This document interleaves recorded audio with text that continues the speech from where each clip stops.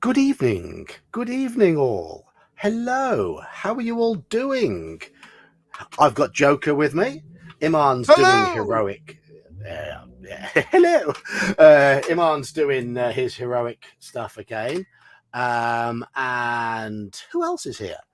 Well, there's a Daniel lurking in chat, and then there's a Halakar, and then there's a Straw Piglet. Fraggles? The bot starts with me. Yes, there's Barney Fraggles. Yes. Whenever you see Barney Fraggles, you think of Charlie Waffles. I have no idea what you mean by Charlie Waffles. Neither do I. No. Then here's Hungar. Hello, Hungar. Yesterday I had my Hungar t-shirt on. I haven't got my Hungar t-shirt on today. So good evening. And there's Mercurius. I was just about to start. I was just about to say when's it going to start? and that's how Mercurius announces hello. He doesn't say hello. He just dives in and gives out 5 memberships, and I am not going to complain at that. I think it's marvelous. We do. We're not. Thank you. We should at least say hello first. Yes. When's the bot going to start? Evening. Roll better stats, your geek. Yes. I think I should. Hello, Ralph. I think I should, because we died at the end of last. There we go. Nightbot has kicked in. Hello, Christopher. Nightbot has now kicked in. It was a little bit delayed. It can take a minute or two to start after I log in. Right, let's get on to what's it that we have. Mercurius giving 5 memberships. I'm just going to get my stream up so I can see who got them.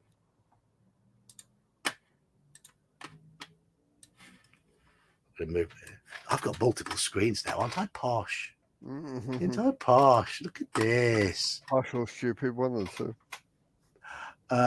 Fed Smoker, Ratchapon Surintot something, Trapping Diablo, Christopher Pear, and GM Johnny. Ooh. And then we got Hungar the Starvarian becoming a member again, member for 22 months. 22 months. I have no idea. I still have no idea who Charlie Waffles is. You tried to oink and nothing happened. All right, so we have a Hungar one as well. Look at that, member for 22 months.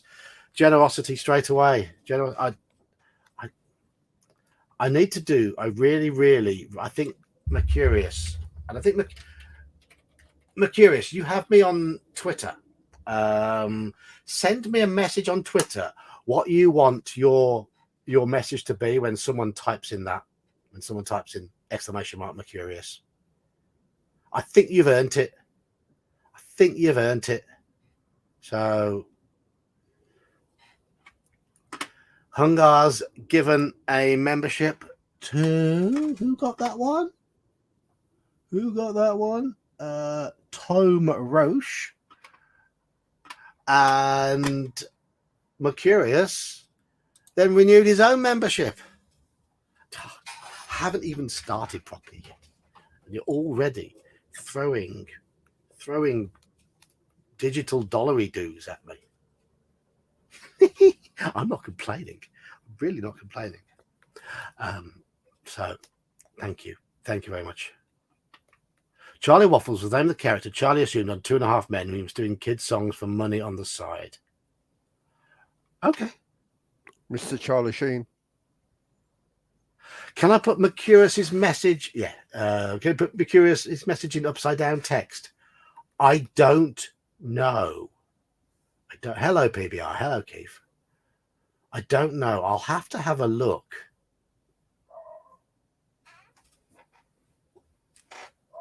Come up with your thing then. Come up with have a mull over it and decide, because I think you should have a thing. And the other thing is you leave yourself at my mercy, and you get something like this maybe,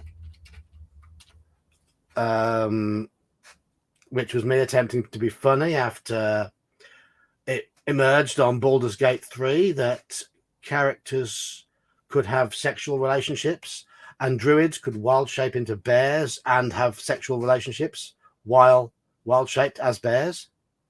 So that's why I put for bear. So, yeah. Right. Anywho, we need to make a new character. Drop bear. I asked in my quiz recently. You know, I run a pub quiz. I did ask a question. What is the name of the hoax creature that Australians made up? Yeah, Australians made up in order to scare tourists. That is a form of carnivorous koala, and the answer was drop bear. Because it was around where you had to get a connecting word. I can't remember what the connecting word was, but drop fitted the link. Yeah, because the thing that got me with that, obviously I heard about drop bear, but I forgot what it was a reference to. When you told me told us the answer, is like, that's what the reference is. Yeah. I heard of the name drop bear. It's just I forgot what it was referenced to. Yeah. So Barney's named himself after an old teacher who looked like a cross between Barney the dinosaur and Junior Korg from Fraggle Rock. Okay. I do know who both of those are. So that's an unfortunate looking teacher. A very unfortunate looking teacher. Yes. Only if he was red. Well, we had a very red-faced teacher, and we called him Mr. Beetroot, which wasn't very interesting. I think his first name was Bertie, and he became Bertie Beetroot. I think that was him. No, I can't remember. Well, I'm going back 35 years since I was last at school. So, yes, that is why Bear hates it. Yes. Right. So last time we got killed, and we've been through that start section a couple of times before.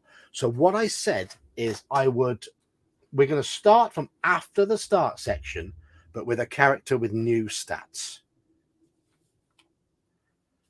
Because we know the way through that start section. And our stats were just rubbish. So let's hope that these are better. I'm going to read these from top to bottom. Skill, then 2 dice for stamina, and then 1 for luck. Are you ready? Are you ready? Oh, look at that. That's much better. So we have skill 11, stamina 20.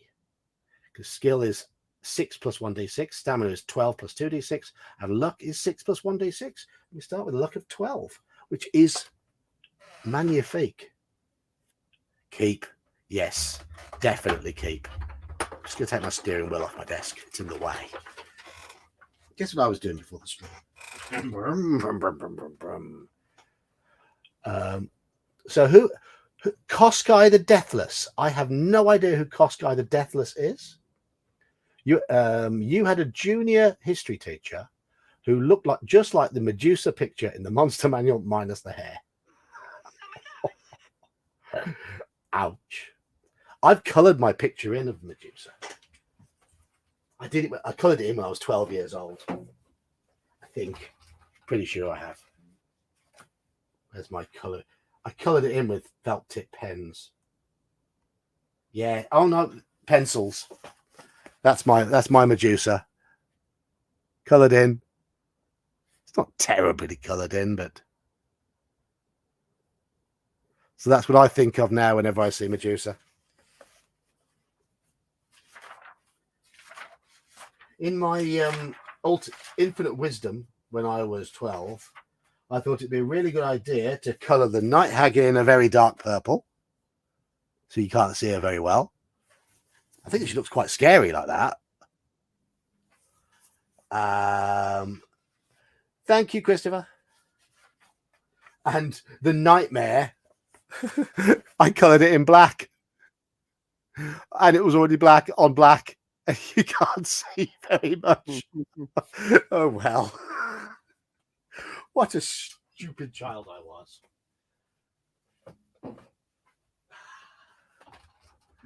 Yeah. It was, the colouring was okay. It wasn't too bad. I was a youth, as they say. Youth, spelt Y-O-O-F. Youth.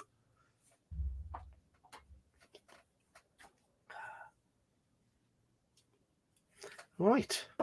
Anyhow. A tattoo of the Nightmare Magic the Gathering card, and it sucks. Okay, here's a question for everybody in chat. If you were going to get a picture from the Monster Manual as a tattoo, which one would you have?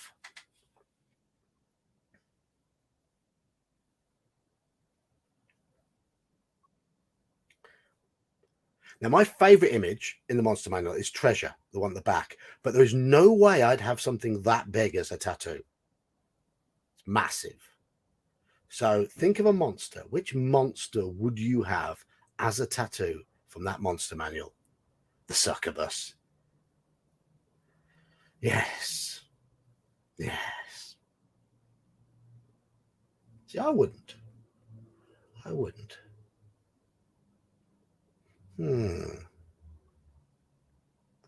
Which one would I have?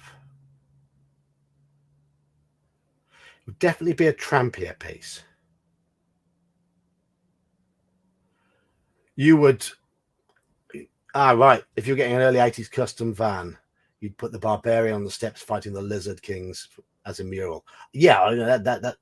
What about the party fighting the Grell from that as well? That's awesome. The Pseudo Dragon's a nice piece of art. Yeah. I like the Fire Giant. I think the Lizard Man looks fantastic as well. From the Monster Manual, it would definitely be a Trampier piece. Definitely. Had to sneeze. Excuse me. Maybe the Flying Wyvern, perhaps. The Flying Wyvern flying against the moon. The Knoll's good. Intellect Devourer. It's quality, yeah. But for me, I think... Hold on. The Wyvern flying against the moon, I think, would look good. I think it would look good. I think what looked good as a tattoo. I think the Wyvern flying against the moon would look fine. I very nearly got some Japanese writing as a tattoo when I got my judo black belt.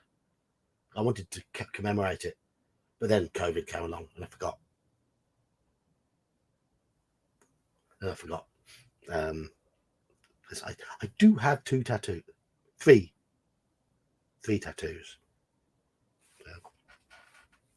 I have a band and two commemorating the births of my kids. So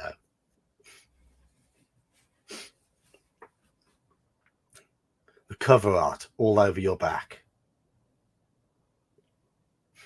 Another sneeze coming.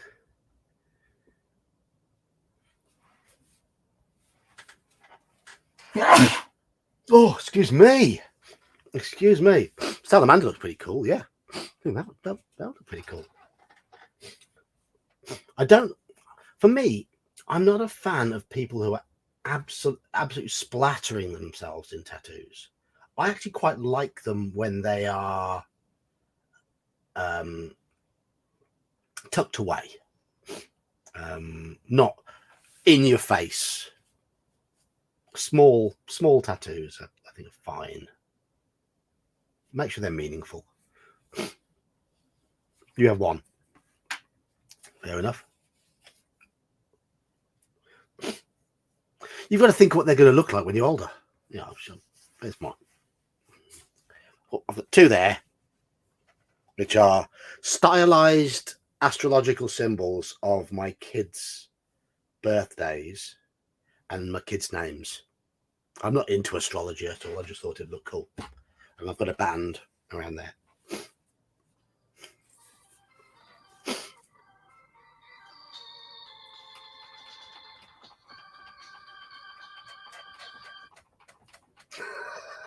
I'll do that dance whenever Joker's friend goes. Right, anyway, we're at 120. I'm going to make us fight the slave that killed our previous character. The girl with the dove on her breast is going to have a pterodactyl when she's 65. Well, yes. Yes, that's very possible.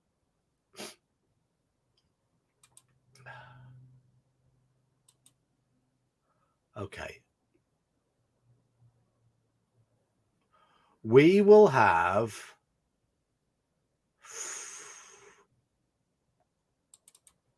There we go. We'll have the charcoal-y coloured ones, and the monsters can be the red ones. So we've got to fight an 8 skill, 8 stamina, because this thing killed our last character. Are you ready?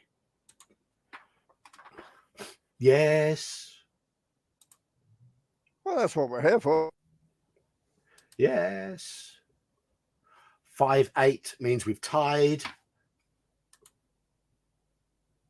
Yes. See how much easier it is. See how much easier it is. It took us 5 rounds to kill. And that one killed us before. Just for those who don't know, it's 2d6 plus your skill versus 2d6 plus your enemy's skill. And we had a 3-point advantage. If you win, turn to 61 and off we go. I hope my nose doesn't keep. It was a good strategy rolling high stats, yes.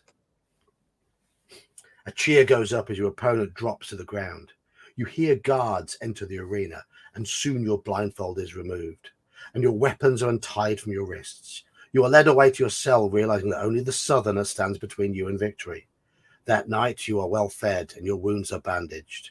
Add 4 stamina points. Haven't lost any. In the morning, the familiar ritual of being led into the arena is repeated, but this time you're made to stand face to face with the Southerner. You're each handed a dagger and a studded glove. At the command of Lord Karnos, the final arena battle commences. Skill 10, he's got skill 10, stamina 10, and that's what he looks like. So he is pretty badass. And there's Lord Karnos at the top.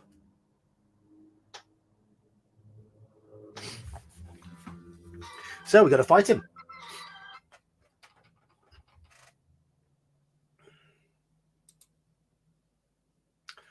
3-6. We've lost the first round. That's not a good start. We've only got a 1 skill advantage versus this guy. We've lost another round. This is why you need good stats. We've tied. We've lost another round. Wow. Ha! Ha! This isn't good. We've lost 4 in a row and tied 1 when we've got a 1-point advantage. Tied again. Hurrah! We finally won a round. Oh, there we go. We're on a roll now. Come on. Tie. We've won that one. It's given us the 5 with a 14 at the top. We've lost that one. We're down to 10. He's on 4. We've lost that one. I think we picked the wrong dice. Oh, I can't believe. Are we going to lose again? No, we've won that one. One more hit. We've lost another one. Oh, we've won. We've won. He did 16 damage to us, and we had to do 10 to him. We had an advantage. Okay. Dice, get that out of your system.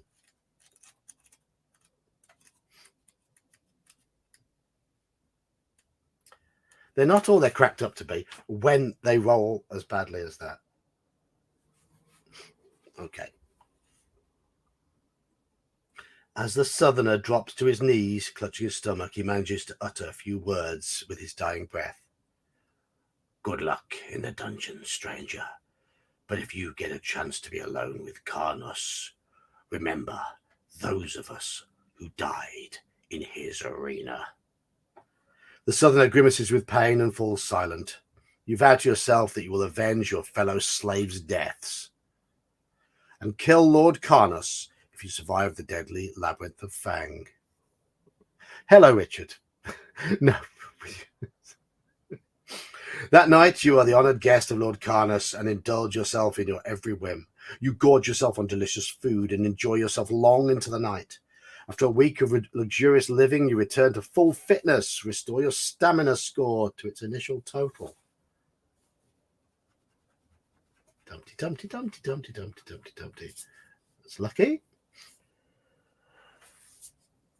Then, locked in chains, you set sail with Lord Karnos and 30 of his guards, and 10 days later arrive in Fang, the venue for the annual Trial of Champions.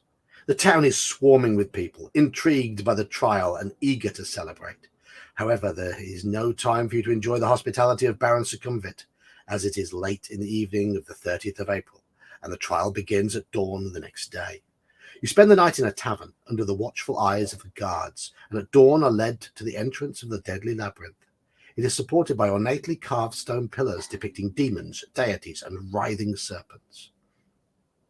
You see Baron Succumvit shaking the hands of the other contestants, a chaos champion wearing dark spiked armor, an Eastern warlord in full battle costume, an elven prince, and a dwarf noble. This year the prize has attracted illustrious contenders. You take your place alongside them and are then asked to draw a bamboo stick from the hand of the Baron. The number 2 is etched on the stick, and you are to enter the dungeon second after the dwarf. To the cheers of the exultant onlookers, you pass between the pillars, armed only with a magnificent sword given to you by Lord Karnos. We have a sword. Without a backpack, food, or armor, you feel ill-prepared for the coming ordeal, but at least you have this fine sword, and a leather pouch at your belt. The sound of the crowd quickly dies away as you walk on down the dimly lit tunnel. What horrors lie before you?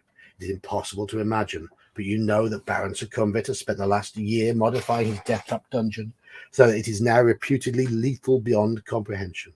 But your desire to avenge the deaths of your fellow slaves makes you determined to succeed. The tunnel leads straight ahead for 50 meters, and then you come to a doorway in the left-hand wall with a "Keep Out" sign written on it in dried blood. You hear scratching and sniffing sounds coming from the other side of the door. Do we draw our sword and open the door, or do we just keep on walking?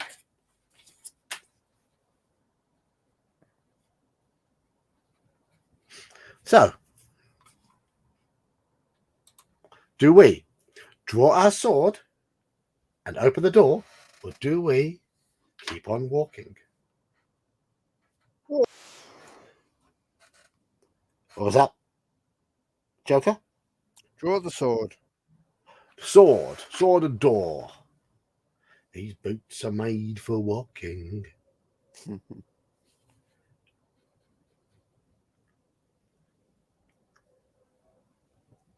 Okay, so the first 2 voted for walkies, and then 1, 2, 3, 4, 5, 6, including Joker, have all gone for the door.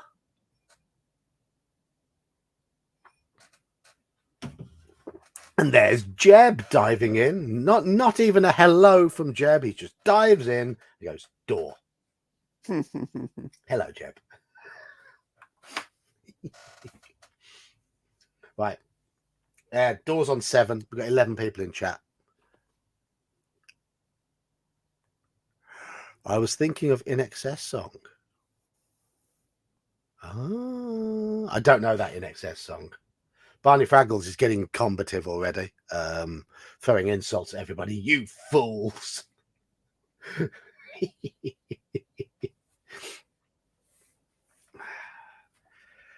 Okay, we open the door. 3, 7, 4.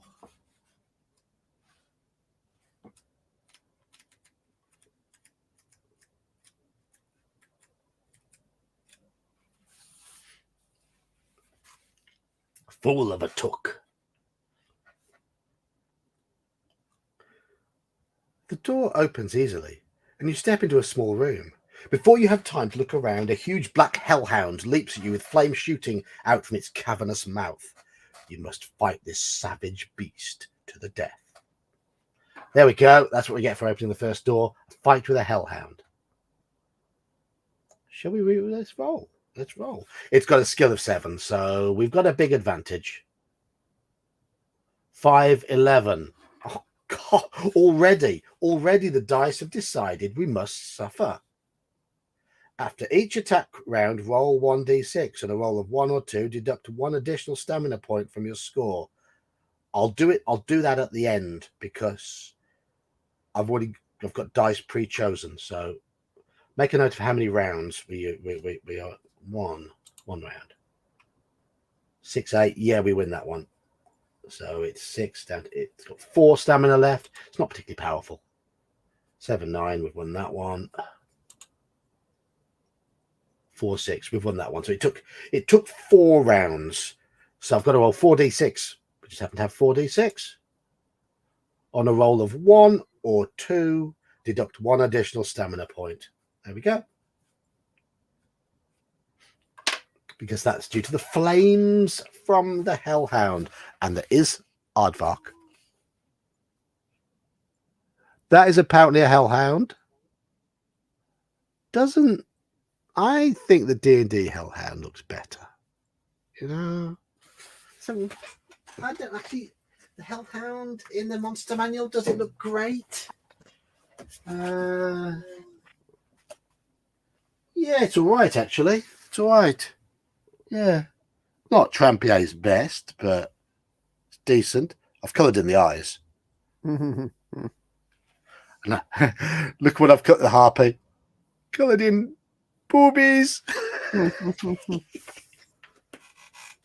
Things you do when you're 12 or 13. Yeah. Right. Skin it. Wear him as a cape.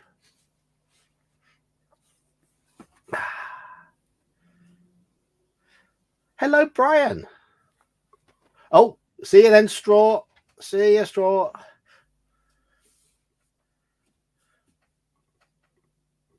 If you win, turn to 52.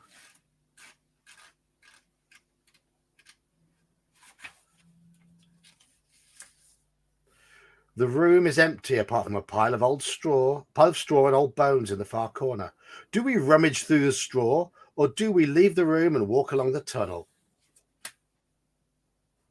As Straw has just left the stream, do we rummage through straw or do we leave the room?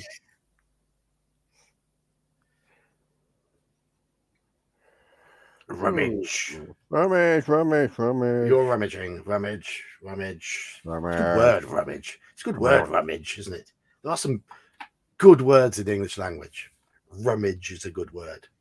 I like the word crapulous as well. Do you know what crapulous means? Rhubarb. Well, if you eat a lot of rhubarb, you could feel crapulous. It means feeling grotty the day after you overindulge. So if you eat and drink too much, you feel crapulous in the morning. Bollocks is another good word. That's one of the best words in English language. Bollocks.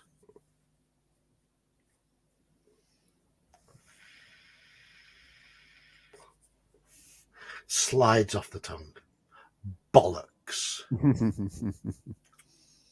Bollocks. Bollocks. Defenestration. That is another good word. Yes. Defenestration. Throwing someone or something out of the window. That's what defenestration means.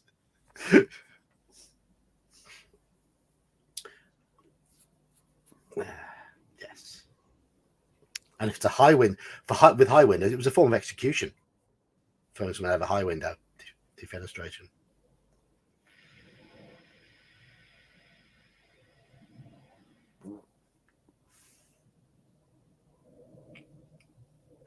We have defenestration, but not a word for the day after tomorrow.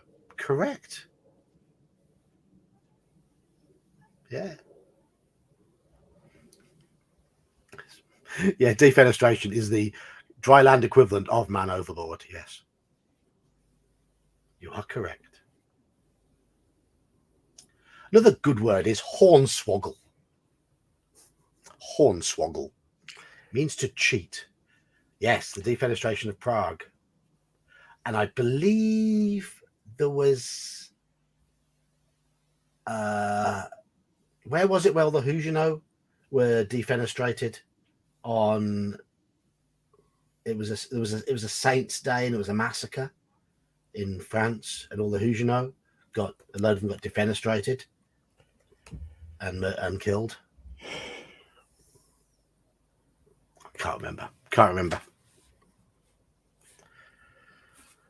Right, St. Bartholomew's Day massacre. That's what it was. St. Bartholomew's Day. So we're rummaging. But Curious knew because there was a slight delay on the thing. I believe he started typing that before I said it. But it appeared on my screen about 5 seconds after I said it. But there is a delay of 10-15 seconds. So, yes, decimation, punishing 1 in 10 centurions. You find a gold ring lying on the stone floor under the straw. You place it in the leather pouch on your belt and leave the room to continue along the tunnel. Oh, we've got a gold ring. Very nice. I feel bad they didn't give me the option to put it on. The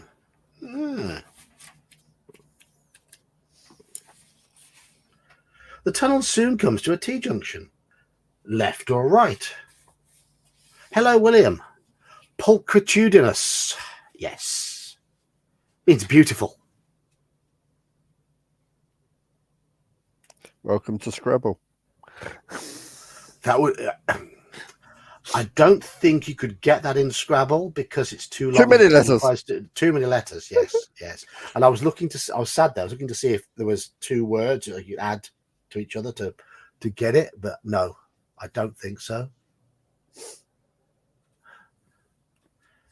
So left or right? Left.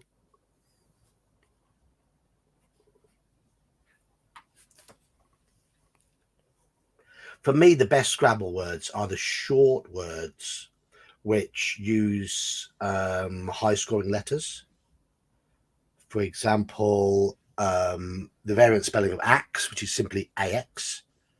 There is Zo, which is a species of Tibetan yak, which is ZO, DZO, or ZHO, pluralized with an S.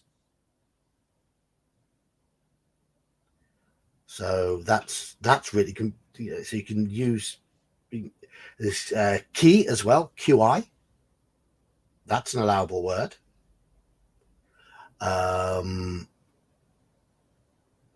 Xi, the Greek letter XI. That's a word. Ads, ADZ.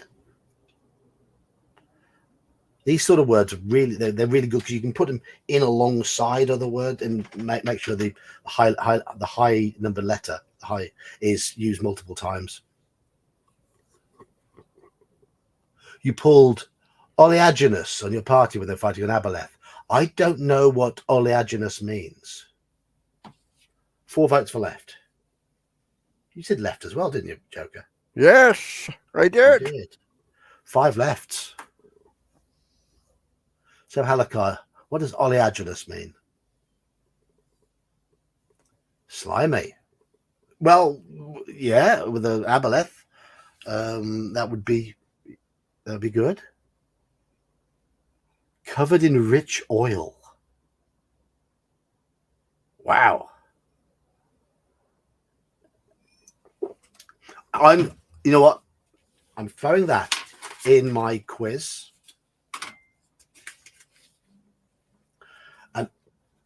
An oleaginous person is somebody who is covered in what?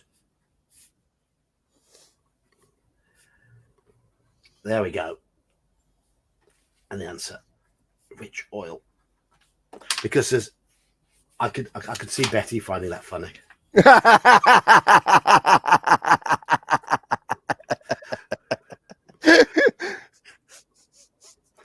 Anything remotely smutty. Betty laughed. God.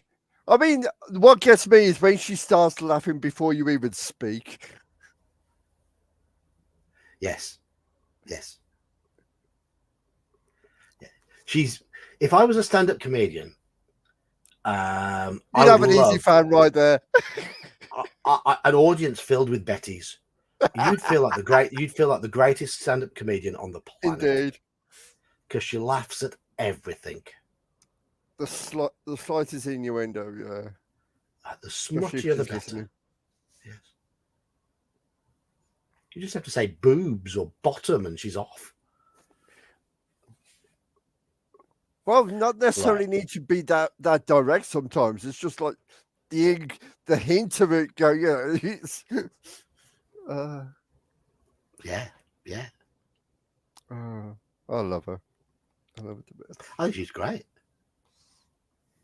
In I think it was 18th or 19th century France, a man's status was indicated by the length of his what? Oh, I should love that. Well, does anyone in chat know the answer to that one?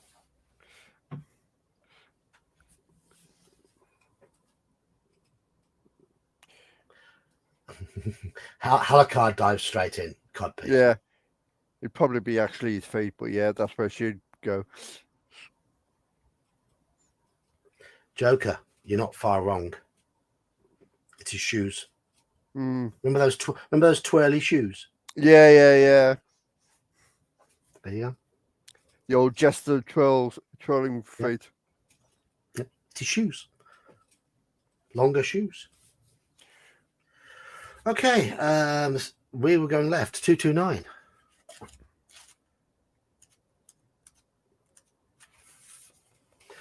After 30 meters, we're in metric in this book. You notice that the ceiling has about 20 spears pointing down from holes in the rock. You look on the ground for a tripwire which may trigger them, but do not see one.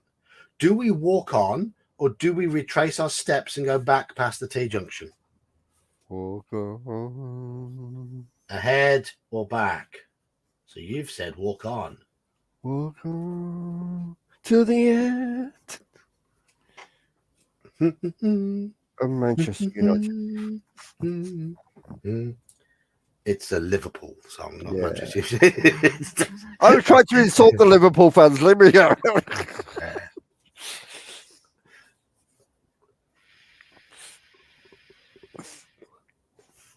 It's 4 p.m. in the game, then back to the T-junction. Well, the only question is,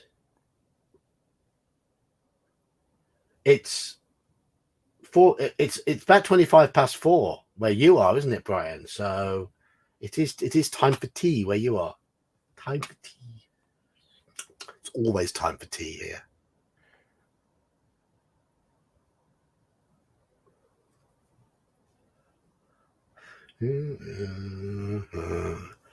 It's 2:20. What do you mean it's 2:25 p.m.? Oh, it's 8 hours. You're 8 hours, yeah? Oh, sorry. Is it Central Time that's 6 hours different? It is, isn't it? That's Halakar's sort of area, I think. Eastern is 5 hours. Halakar land, your Michigan bit is that was my maths going wrong.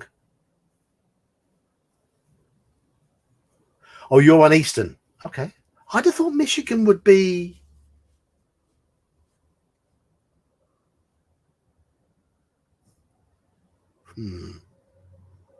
It's 5 hours to Eastern Time at the moment.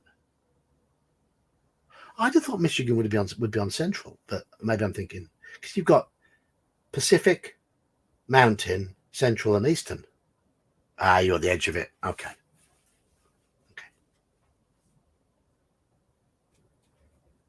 See, we're in the middle of our time because we're in the centre of the world here. All right.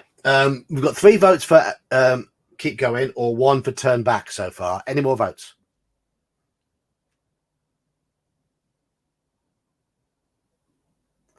So CST right now would be, is that your Texas?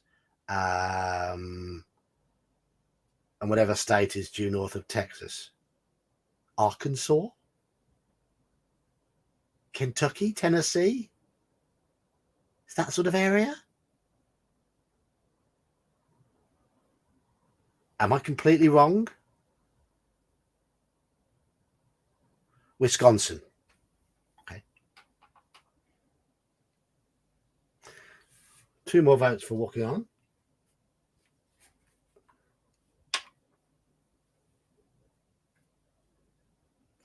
Jeb, it's really, really sad that you haven't got a time zone called PMT, and that's when you that's the time zone where you avoid the women. And the comedian career starts now. Here to entertain you. Oh, it ain't our fault, Mom. Yes. You lovely boys.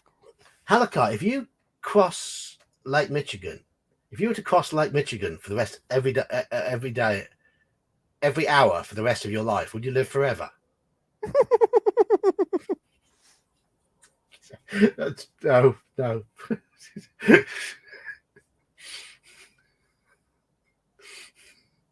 I'm being silly. How long does it take to cross Lake Michigan? Michigan.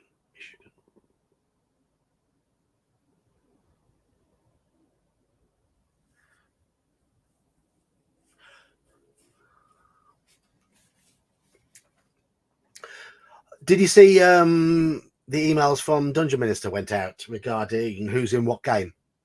Or is that just to the DMs?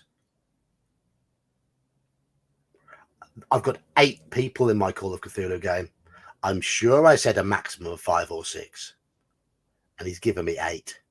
I've never run a game at a table for 8 people at the same time, especially not in that sort of environment. But hey ho, we'll give it a go.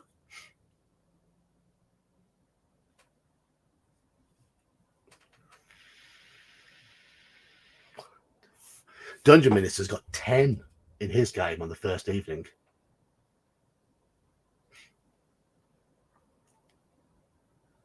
Ten. Good lad.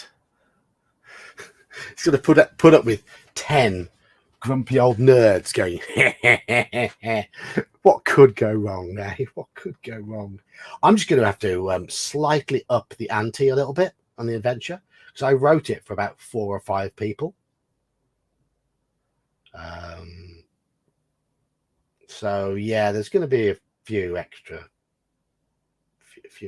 Yeah, he's yeah, Beck me or BX, one of the two. He's running basic D&D, same thing.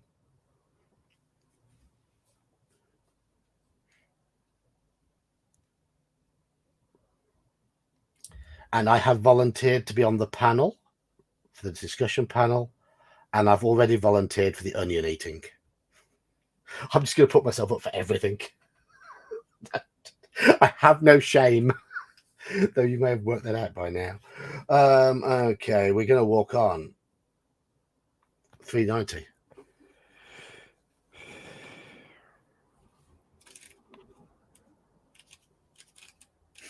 A dungeon minister position to deal with the state of D&D. We could do with one of those in this country. That's a really good idea. Pressing yourself against the tunnel wall, you step slowly and carefully under the spears. You are soon beyond them and conclude that they must have been placed there as a deterrent. You reach up and are just able to touch the tip of a spear. Do we try to pull a spear out of its recess, or do we keep on walking?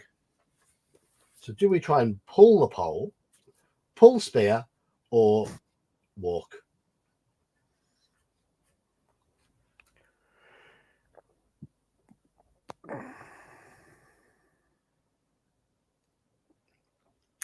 Oh, we have an Andy arrived. Hello, Andy. Whee! Pull a spear. Pull one out. Pull it, pull it. Pull it, pull it, pull it. Always pull the spear. Let's have some innuendos. Richard says walk on. If it's sticking out, pull it. Not sure that's a good way to go on living your life. might get yourself in trouble. Well, it works for the glory holes. We'll just gloss over that.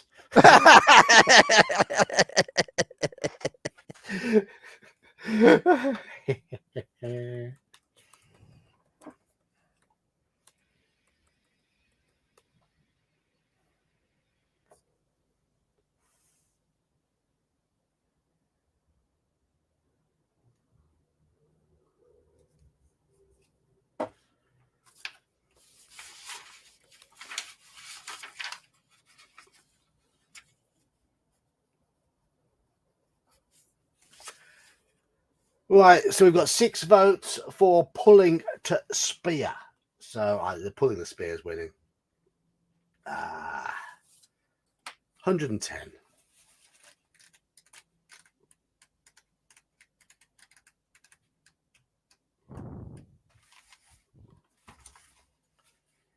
Standing on the tip of your toes, you reach up and grab the spear.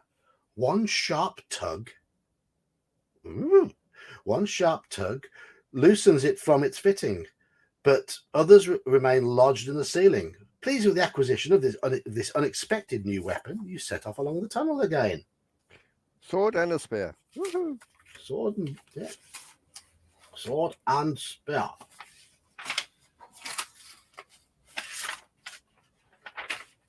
Okay, so we now have a spear to add to our collection.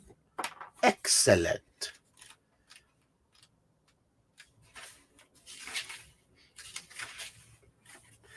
Ahead, you see the tunnel bend sharply to the right, but you do not see a crossbow mounted on the dark wall pointing straight at you. Roll 1d6.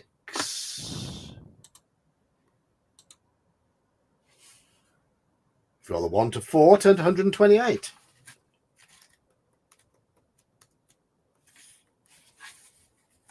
You step on a flagstone which activates the crossbow. The bolt flies down the narrow tunnel and thuds into your body.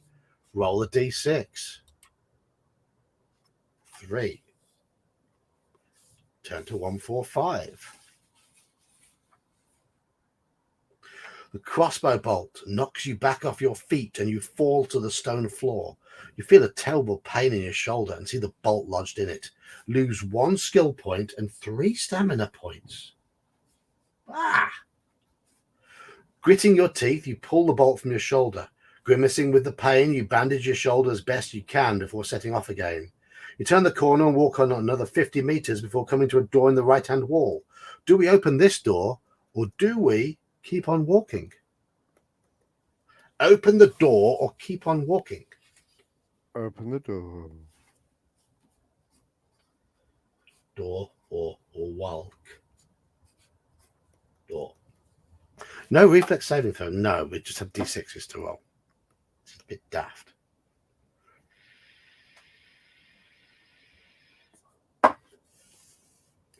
Two more votes for the door.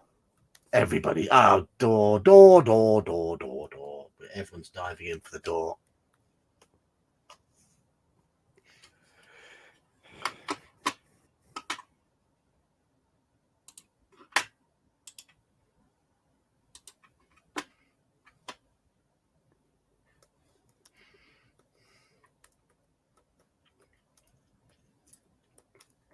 Yeah, everybody's going for the door.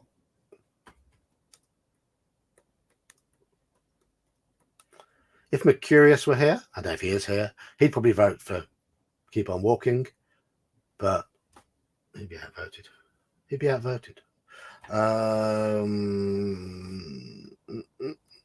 Let's view it to open the door. Turn to 104.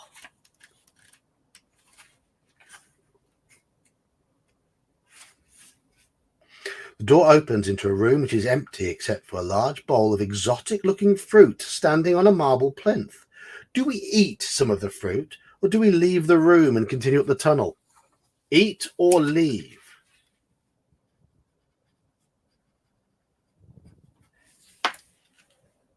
Eat or leave?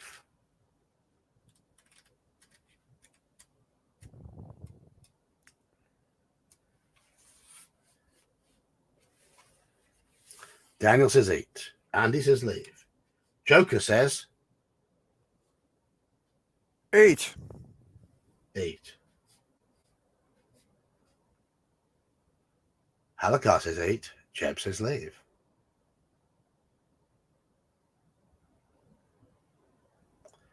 Put your finger in the space and check. Not an option. Old school fighting fantasy.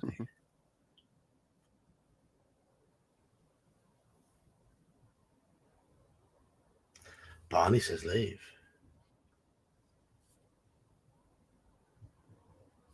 Leave is winning 4-3 at the moment. Boo indeed, William. Boo. Boo.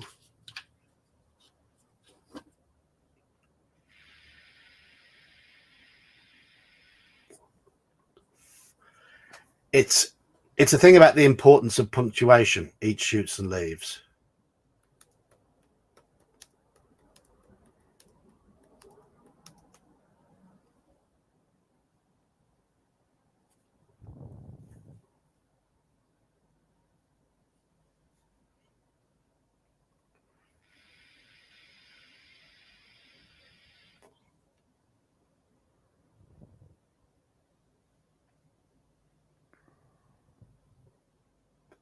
Any more votes? We're on 4 for leave, 3 for eat. Anybody else wish to vote? Anyone who's not already done so?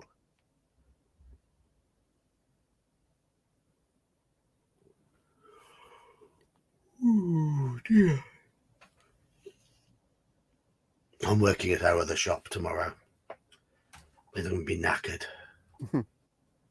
Knackered on tomorrow and Sunday. The member of staff who I trained up a few months back, we gave her the hours she asked for, and then she started moaning that she'd been given too many hours, that we'd forced her to do too many hours. And now she's chosen to leave. I don't get it. Don't get it. 50-50, die or heal, indeed. We told her when we took her on, it's weekend work, Saturdays and Sundays, and there might be shifts available in the week. Do you want to be considered for any of those? Oh yeah, she said. Yeah, all of them. I'll do whatever you want. And now she's turned around and told a lot of people that we made her do lots of extra shifts because she offered. We took her on just to Saturdays and Sundays.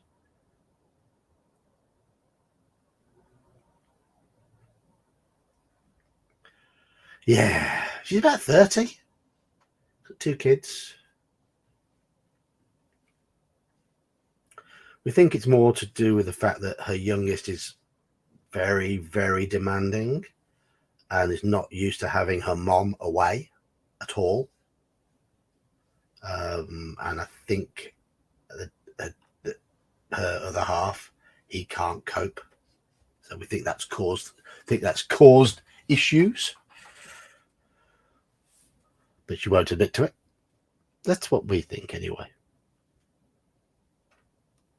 So, last chance to vote. 3 have voted for eat the fruit. 4 have voted for leave. I wouldn't say she's middle-aged. She's about 30.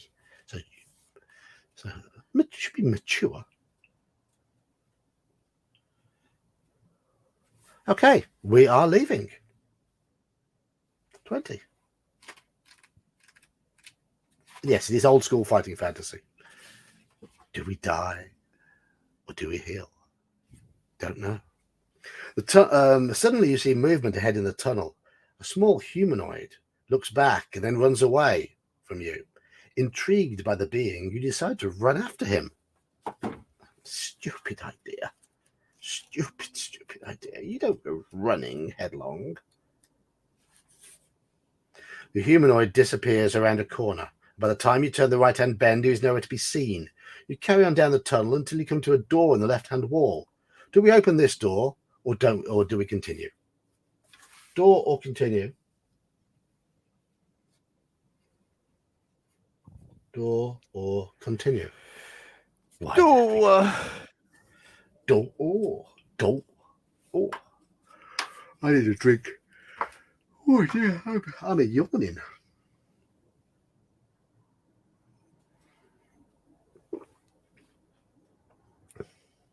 Open the door, Mr. Moore.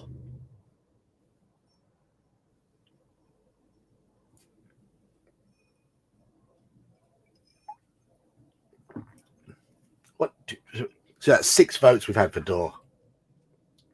Barney Fraggles changes but Barney, you're losing 6-1, so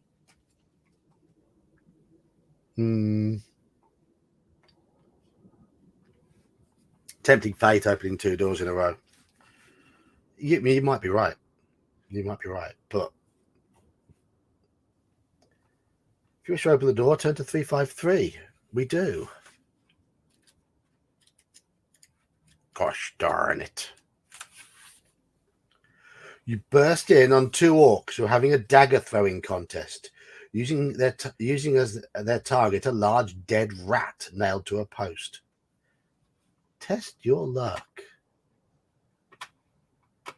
You are correct there, Halakar. Let's test our luck. You know, we couldn't fail that because we got a luck of 12. We now have a luck of 11.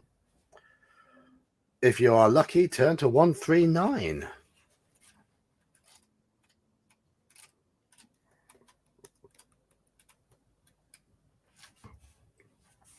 The orcs are unarmed, having just thrown their last dagger at the rat. On seeing you, they growl in anger and grab their swords to attack. Oh, I'm guessing if you failed, they'd have probably thrown one at you. Fight them one at a time in the small room. They're both weak as anything. So we should win this. That's for the orcs. That's for me. Yes. 1. Yes. Yes. 1 dead orc. Got a 5-point advantage. Yes. Yes. Yes. That. Easy. Easy. I wonder if anyone ever converted Death Trap to... Yes, I'm answering my own question there. I'm going to answer my own question. Yes, someone has. Someone did a 3rd edition D&D version of Death Trap Dungeon. It wasn't bad. You tuck 2 of the daggers into your belt and begin to search the room. It contains 2 wooden beds, a sturdy wooden trunk, a crude table, and 2 chairs. Do we open the trunk or do we leave the room? Trunk or leave?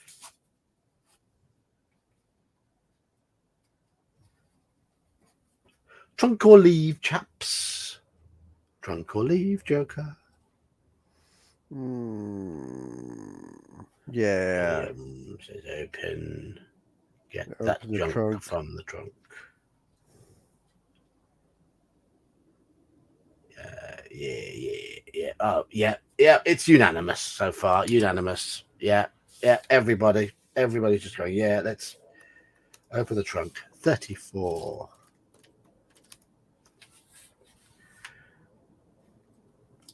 The trunk is full of the orcs' possessions, although most of them are rubbish. A jar of rat tails, an ogre's hip bone, mouldy bread, a pair of worn-out boots, a broken arrow, damp breeches which are green with mildew, 3 wooden pegs, and a cracked water jug. Just a few of the items. But underneath all the junk, you find a breastplate.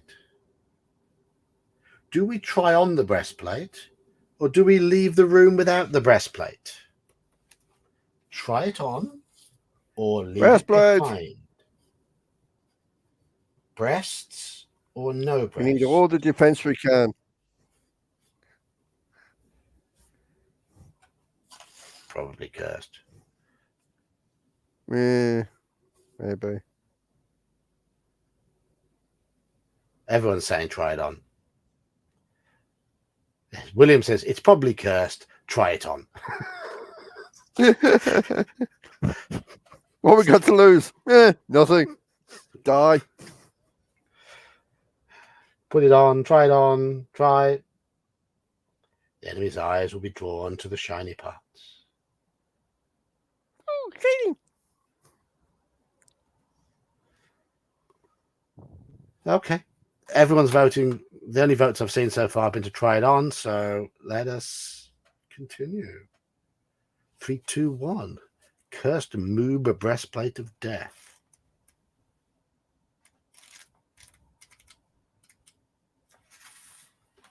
The breastplate fits well and is an excellent piece of armor. Add 1 skill point. We have our lost skill point back.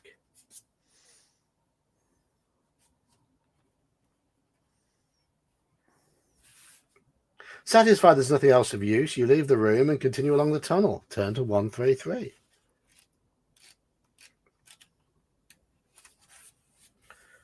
Looking down the tunnel, you see there is an opening in the left-hand wall. Suddenly you see a small head peer out from around the corner, and judging by its height off the ground, you deduce that it's a small humanoid again. You call out and give chase, but by the time you have rounded the corner, he's nowhere to be seen. You decide to walk quickly down the new branch of the tunnel in the hope of seeing the humanoid again. Following small people into dark dungeons doesn't seem to be the wisest thing to do. You soon reach a door in the left-hand wall of the tunnel. You listen to the door but hear nothing. Do we open this door or do we keep walking? Door or walk? Door or walk, chaps. Another door. Pardon me.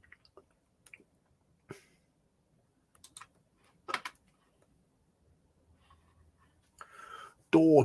Three votes for door so far. 4 votes for door. 5 votes for door.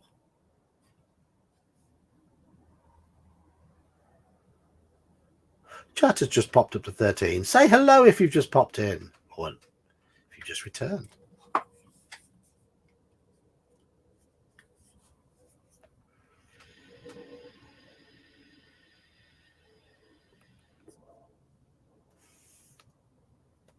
Yeah.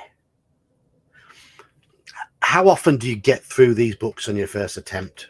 I find your first few characters should be sacrificial, and you need to find out what things do before you can actually succeed. Usually. The exception to that was the Forest of Doom, which we completed on the first attempt.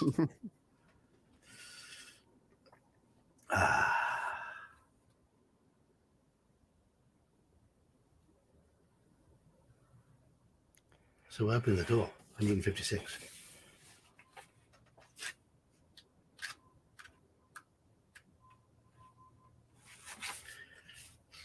The door opens into a narrow, gloomy corridor, at the end of which you see a stone plinth with a large glass dome resting upon it. 4 black candles are burning on each of the corners of the plinth, illuminating the dome with an eerie glow.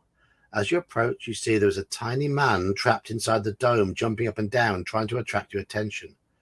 The man is no more than 1/2 meter tall and is wearing tight-fitting black hose. You notice that his ears are pointed and he has a wispy grey beard. He gestures to you to lift the glass dome. Do you do as he says, or do you ignore him and go back to the corridor? 4 candles, indeed. Handles for forks.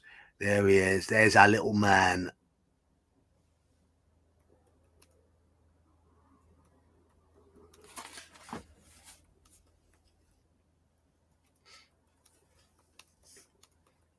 Oh, we did survive Alone Against the Flames first time through. Yes. Though it killed me twice when I played it originally. The Call of Cthulhu ones are slightly different because you've got the whims of the dice with skill checks a lot more.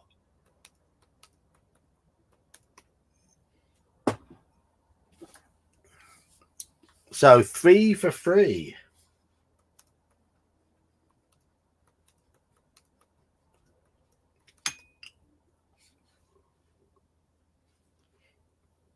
Joker, free him or leave.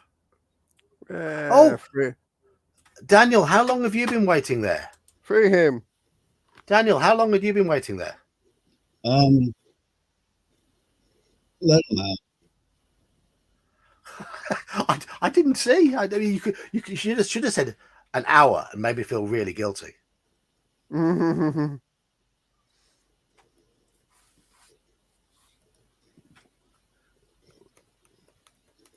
Can you hear me, John? Yeah, I can Yeah, hear we you. can hear you. No, I just now joined. I'm busy. All right. Okay. Been a long week, and my son's in the band for homecoming, and I have to walk my daughter out at halftime for homecoming.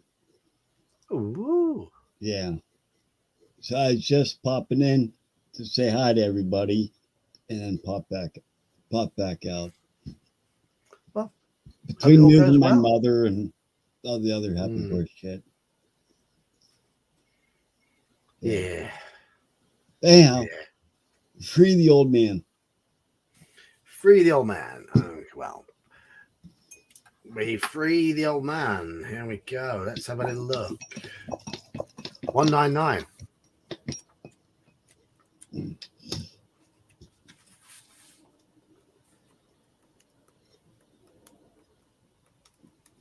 As soon as you lift the dome, the candles are extinguished and the corridor is plunged into darkness. You hear laughter echoing down the corridor before your head starts to spin and you lose consciousness. You have been tricked by a black imp who has now run off with all the contents of the pouch on your belt. Make the necessary deductions on your adventure sheet. The only thing in our belt is a gold ring. And lose a luck point. That figured.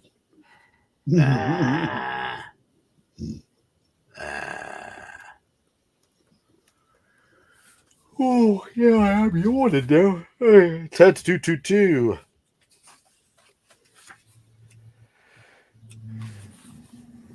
Further along the tunnel, you stumble upon a pile of rocks. Something underneath the rocks catches the light and sparkles. Carefully, you remove some of the rocks until you can see what is hidden underneath. It is a broadsword, finely honed and perfectly balanced. Do we use it instead of our own sword, or do we leave it where it lies? Use it.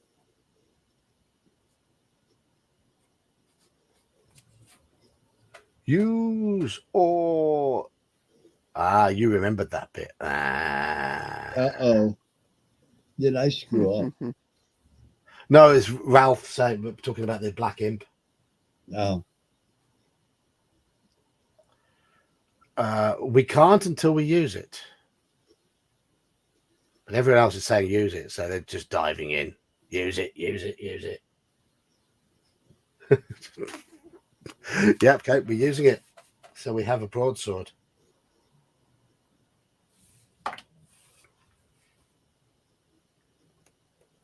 $240.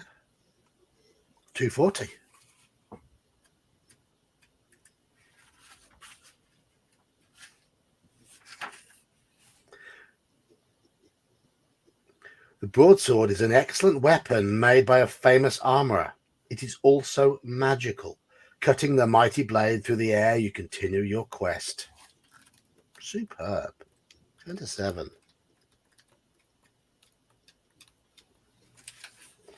You soon arrive at another door in the tunnel wall. The handle turns, but wooden boards have been nailed across the door frame. Do we lever the boards off with our sword, or do we press along the tunnel? Break the sword. Pull the boards off. Agreed. We are indeed a virtual armor. We've got a sword, a broadsword, a spear, 2 daggers, and a breastplate.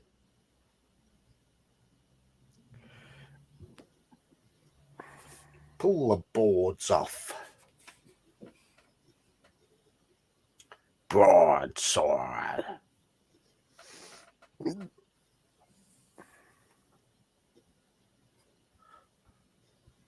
Pull, pull, pull, pull, pull.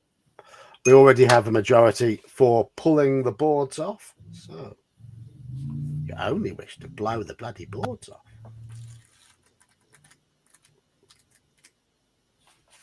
Boards. The nails holding the boards in place make a loud creaking noise as you prise the boards away. Test your luck. Ding, ding. We are lucky. Turn to 122.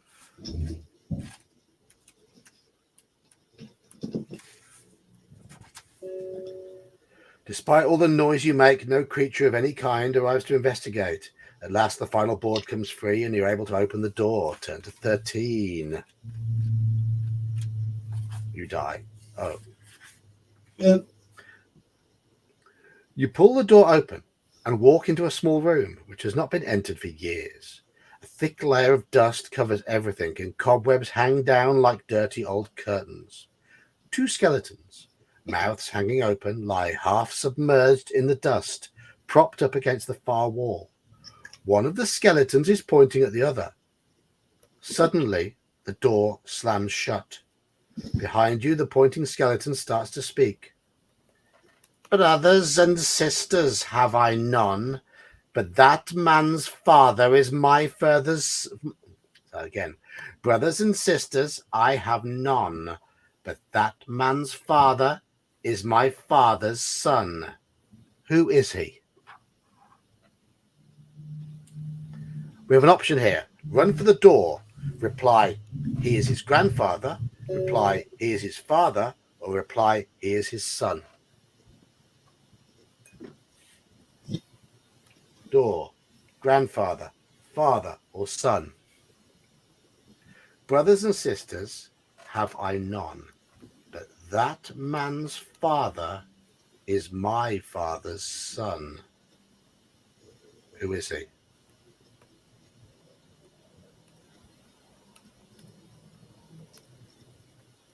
That man's father is my father's son.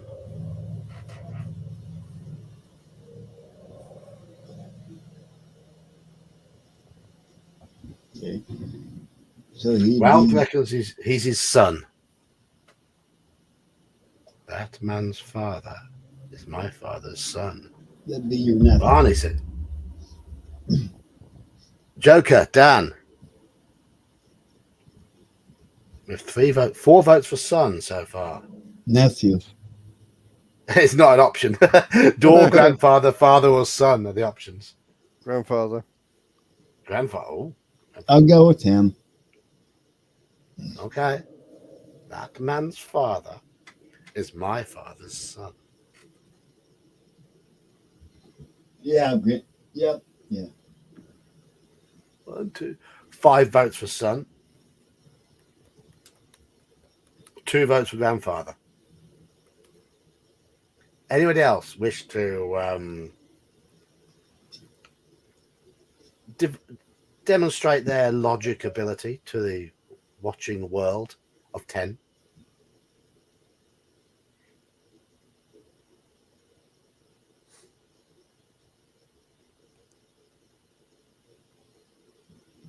Five votes for son. 2 votes for grandfather. Any other votes?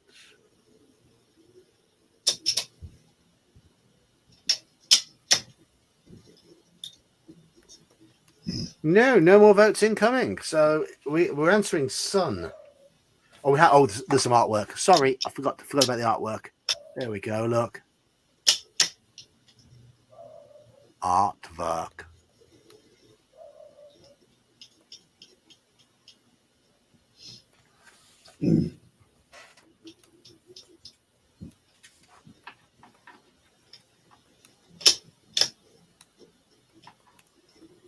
There's a resemblance.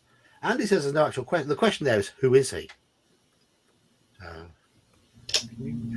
371. 371. You are a wise challenger, the voice from the skeleton states without emotion. Your reward for passing this part of the test is the drawer in the table. The skeleton's mouth remains open, but no more sound issues from it. Look around the dark room and soon find a small table with a drawer. Carefully, you slide the drawer open and find a small iron key inside. You drop it into the pouch on your belt, leave the room, and continue along the tunnel. Iron key. There we go. 45.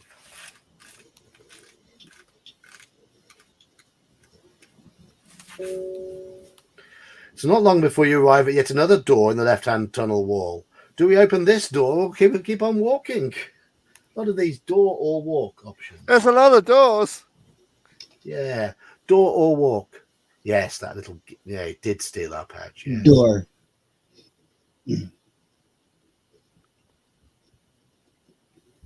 Go with the most overrated band ever.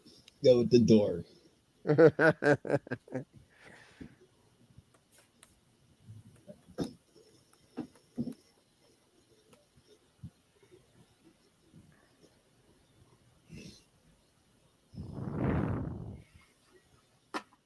Oh yes, the pouch the imp stole. Yes, yeah. Oh, there we go. Yeah, yeah. We haven't got a pouch anymore. Oh well, got a key though.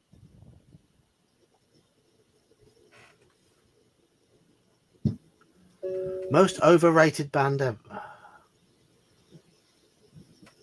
Most overrated band. I believe so. You're saying the Doors. Halakar's saying Nirvana. The thing is, I like what I've heard by the Doors. I saw Nirvana live twice and I enjoyed them.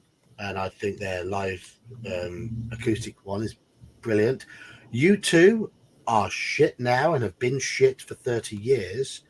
But in the 80s, but in the 80s, they wrote some decent tunes. Well, they were popular with the chicks. If you like U2, you got laid. But they had some decent songs in the 80s. In the 80s. Yeah, they haven't had a decent song for years. I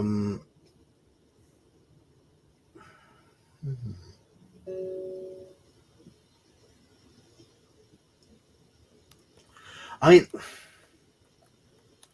I dislike pretty much all manufactured boy band, girl band type stuff. Oh, absolutely. Yes. Most overrated band ever, Destiny's Child. That's not a band. That's synchronized. Seriously, you'd say Destiny's Child when you got the likes of Spice Girls? Don't get me wrong. They're all smoking hot. Doesn't mean they have talent. I mean, the thing is, Spice Girls, 3 of them could sing a little bit. None of them wrote their songs, wrote their own songs, and they were shit together. But I think they embraced their shitness. One never sang at all. No. Whereas Destiny's Child, all 3 can sing, but yet it's an absolute cacophony of howling cats. And they took themselves seriously. Yep. And people like them.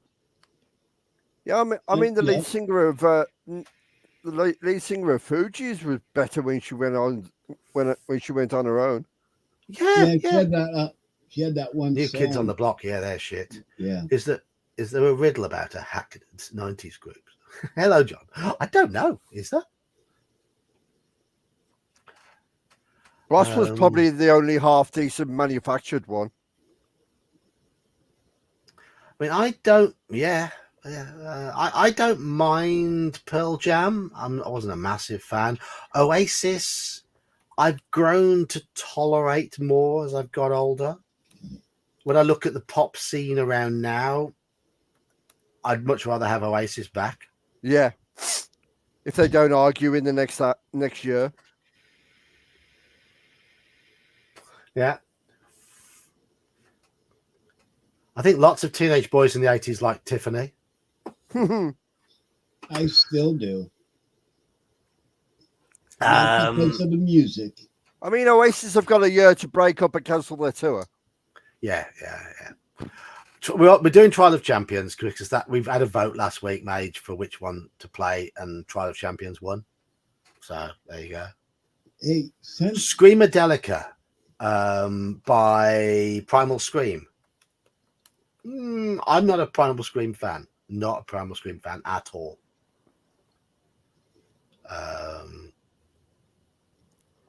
I actively dislike Primal Scream. I actively dislike Michael Jackson. I don't like R&B, any of that sort of stuff. Old school R&B is great. Temptations, Papa Was a Rolling Stone, one of the greatest songs ever written. yes, But I like the Happy Mondays, William. I like the Happy Mondays. I'm afraid.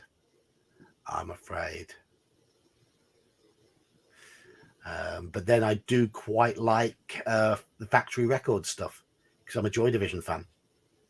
New Order. I didn't like the Commodores. I don't like that sort of easy listening soul. There's the odd song which is okay, but I find it dull. Oh, Joy Division, magnificent. I appeared on Mastermind, William, and Joy Division was my specialist subject. I've sat in that famous chair. If you Google Joy Division Mastermind, you'll see me 11 years ago. So there you go. Northern Soul. I think, William, you need to talk to Gene. One of the regulars on the channel. He deals in records. Northern Soul is one of his big things. Ralph's now googling Mastermind Joy Division. You will see that. Yes, you will see me on Mastermind. I've been on the Chase as well. Yeah, I had a Welcome to John's CV. Yeah, I had a bit of verbal with Paul Sinner, the Sinner Man. Right, anyway, what did we vote for? Door again, didn't we? Turn to 235.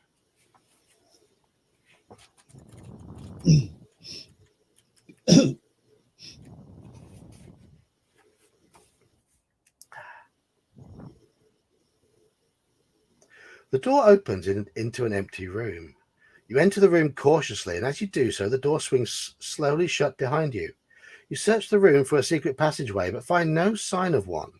To your surprise, the door is not locked, and you're able to walk out into the tunnel.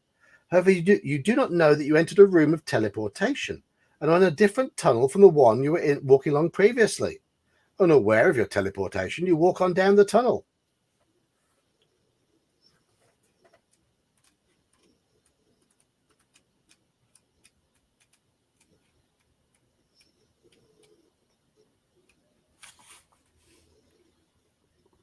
You follow the tunnel around a right-hand bend until it ends at a wooden door. You have no choice but to open it and are surprised by what you see inside the room. Ian Levine was one of the main Northern Soul DJs. I think he was at Wigan Casino. He also produced Take That's earliest songs. He's also a massive Doctor Who fan. So he's a nerd. Old school dirty play. Aye. I don't mind a bit of Motown. I'm not an Elvis fan. I don't mind a bit of Motown.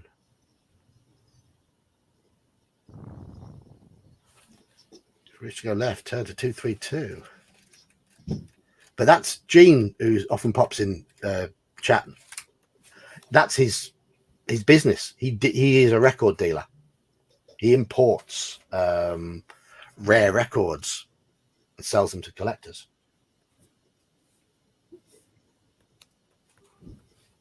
And most of them are Northern Soul and Motown type stuff. The tunnel curves gently round to the right until you reach 2 stone archways. A hunchbacked man dressed in ragged clothing is sitting on a stool between the arches, sharpening a stick. He looks surprised to see you and says, "Well, I didn't expect anyone to get this far. You are nearly through the dungeon. Just take the tunnel to my left and you'll reach the exit in 5 minutes." Do we take the hunchback's advice, or do we walk under the archway to his right? Right.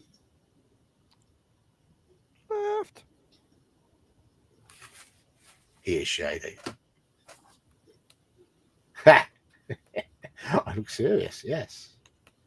The makeup ladies did a really good job on me as well. I look chiseled. I don't. I don't.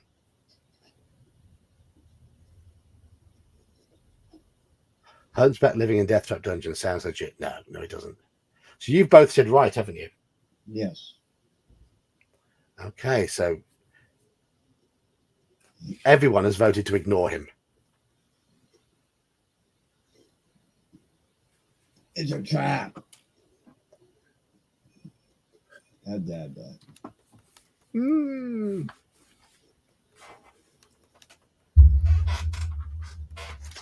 Yes, this trap is in Sojkanth.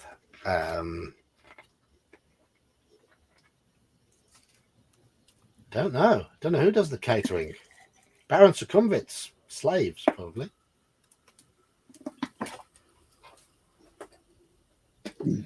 Tonight I am drinking Diet Cream Soda. There you go. Classic and sweet with no artificial flavors, no added sugar. Charles. Want to guess on me? JD or vodka, one of the two. You got JD. one of them. JD. Vodka. Vodka. It's not as noticeable.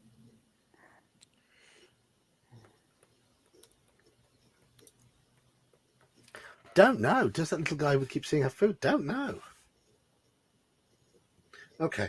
We are going to ignore him and walk under the archway to his right. 28.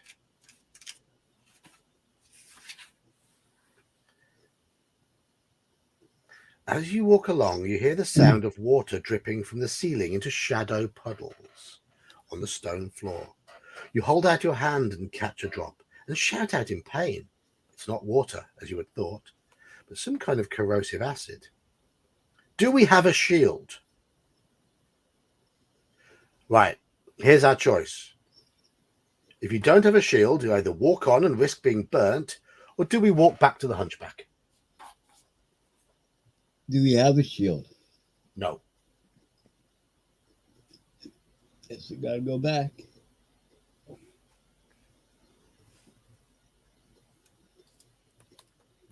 Arg. Uh-oh.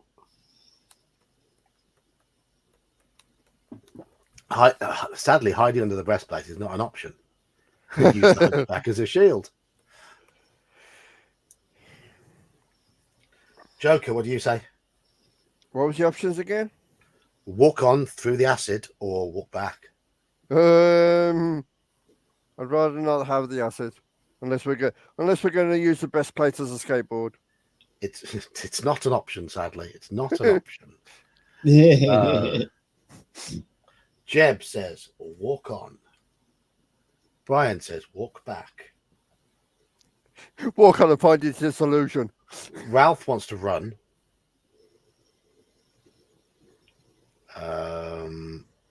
William and Halakar both say, walk on.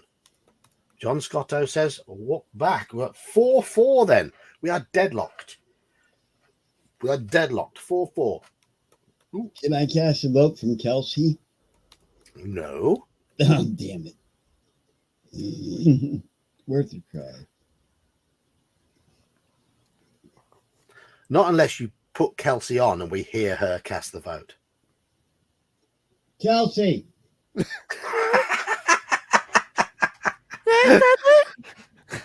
Yes, Dad. Could do that.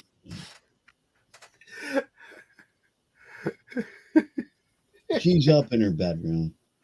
Yeah.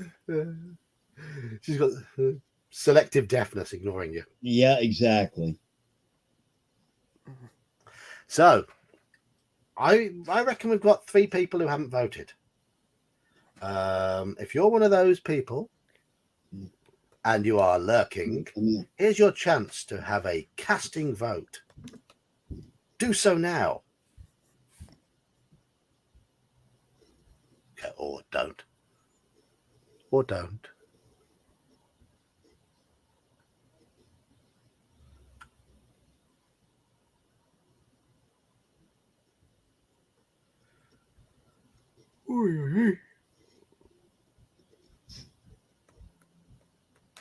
Okay.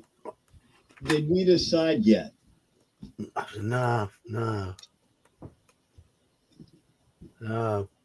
John Scotto's dog says walk on, or he says he wants to walk. Hard to tell. Well, All right. What are the choices again? Walk on or turn back. I'm going to go 50-50 here. I'm going to roll a. Walk on and roll back. I'm going to roll. I'm going to Hang roll on, dice. Kelsey's here. Just say walk on or go back. I'm just gonna say keep going. Keep going. Tell There him. we go. So either Thank you. either Daniel can mimic. You can go back to bed now.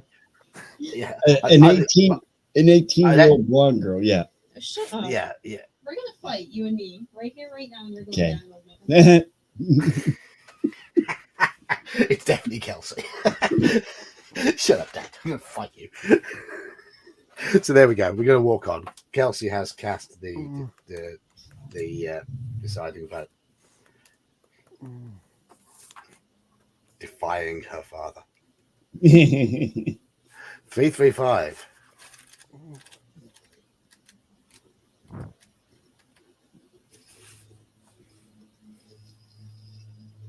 It is impossible to avoid the drops of acid falling onto you. Acid keeps falling on my head. Mhm. Roll 1d6 to decide the number that hit you as you run through this section of tunnel, deducting 1 stamina point for each. I got a joke Two. about that. You've got a joke about that. Yeah. Go on then. So this guy's in Italy. It's medieval times. Goes up to a castle. And this body falls on him from the parapet. He looks at it, knows it's drained of blood. So he waits a couple more minutes, hammers on the door again.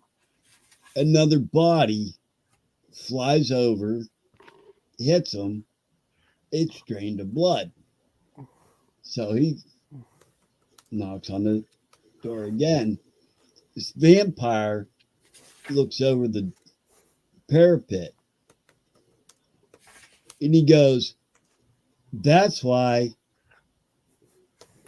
drained wops keep falling on my head." No. It's a dad joke. Yes. I like it. Anyhow, drained wops Right. keep falling on my head. Drained wops keep falling on my head.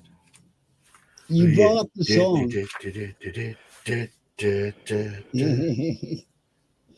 335.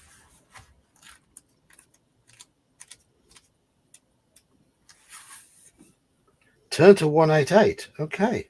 188.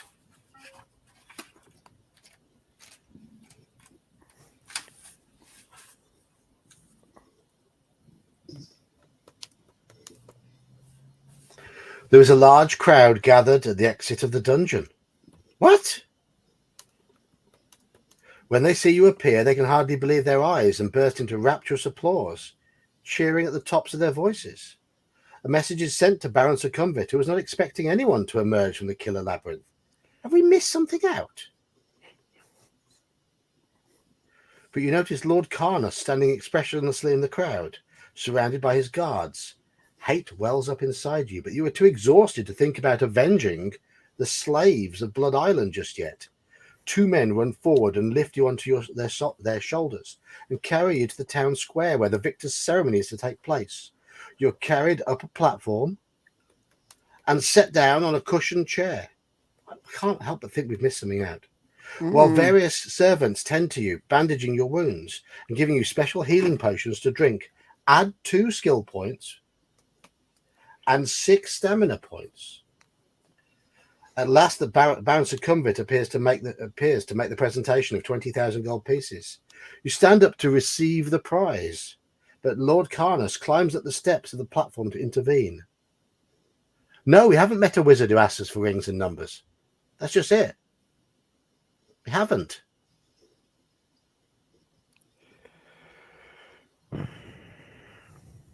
He is the final boss in the dungeon.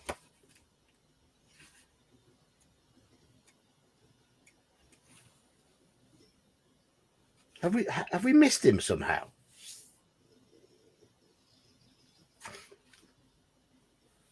Oh, right, I'm going to remember we're at 188. Okay, I think I've missed something out here. Either that or the doors cleverly found us through the labyrinth. I don't know. But it wasn't well described if he was. Not for a labyrinth kind of way, if you know what I mean. Unless there is a very, very quick way through it. Yeah, but describing in storyline, if it wasn't done relatively well. If that was the way. No. Okay, I found the orcs. So we open the trunk. Yada yada yada, and we 34. We got the stuff from the trunk. Continue along the tunnel. 133. 287. Following the humanoid.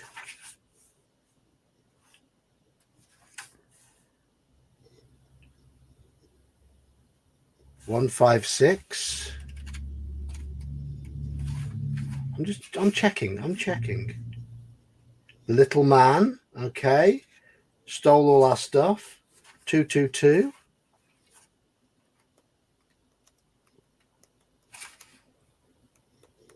Took the posh sword. 240.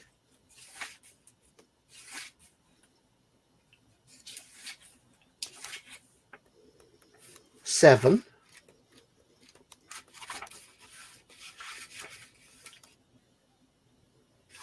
Open the door.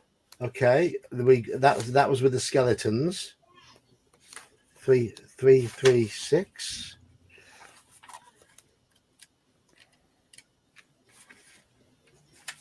If you're lucky, turn to 122, and then I think this took us to the skeletons. Let me just check.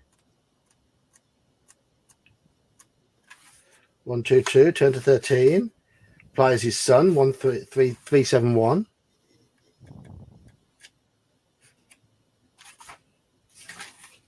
You are a wise challenger. 4, yeah.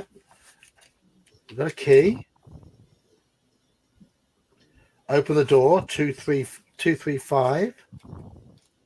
This was the teleporty room, wasn't it? 235. 378. Unless the key's the quick way out. Surprised what you see inside the room. Turn to 3. Maybe. I don't know. Oh, here's where I went wrong. I have found the bit where I went wrong. Sorry.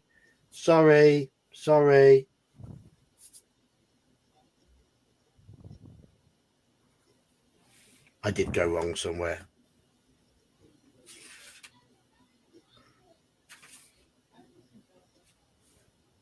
So how did I go wrong there? And how did I end up? How did turning to 3?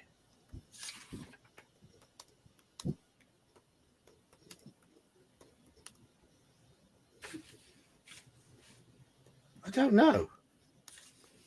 All that chat about music distracted me. It must be. Sorry, chaps. Sorry. Okay. Okay. We left the room with the skeletons, went to a door. That's what we should have seen. A trial master. Ah. For some reason, I don't quite know how we got. There is an epilogue, yes, indeed. Yeah. Sitting cross-legged in the middle of the room is a fat, bald man, Eastern in appearance.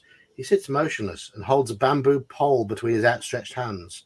Half a dozen coloured wooden blocks are hovering in a circle in mid-air above him. The man's eyes are grey and blank, and he is obviously blind. The room is sparsely furnished, with a slatted wooden bed, a cupboard, and a large wooden chest, which is a pride of place in the centre of the floor. Welcome, contestant number 2. I have been waiting for you. I am Noy, the trial master,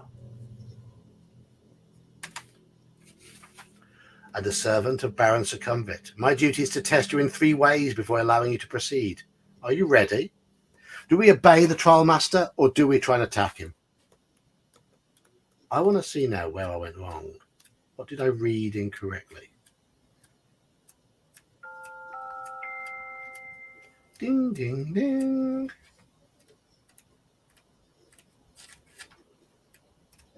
Closet or in the tub upstairs. For some reason, what I did, instead of going to 222, I went to 232. That's what I did wrong.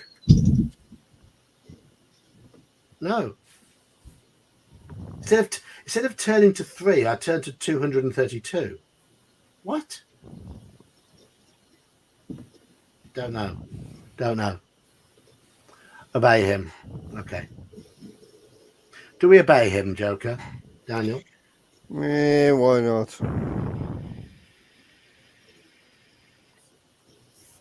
Some new vapes arrived at our shop today. As you know, I've got tons of them, but I had to get one of these. And look at the color scheme on it.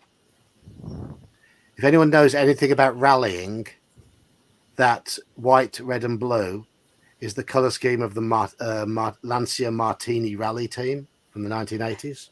My favorite car ever is a Lancia 037. Favorite sports car. I also like the Aston Martin V8 Vantage as a road car. But the Lancia 037 in that color scheme, I had to get it. I'm sorry. Okay. So we're obeying him, are we? Chat, are we obeying him? Looks like we are. We wish to obey the trial master. Turn to 369. For some reason, I turned to 232 instead of 3. I haven't a clue why.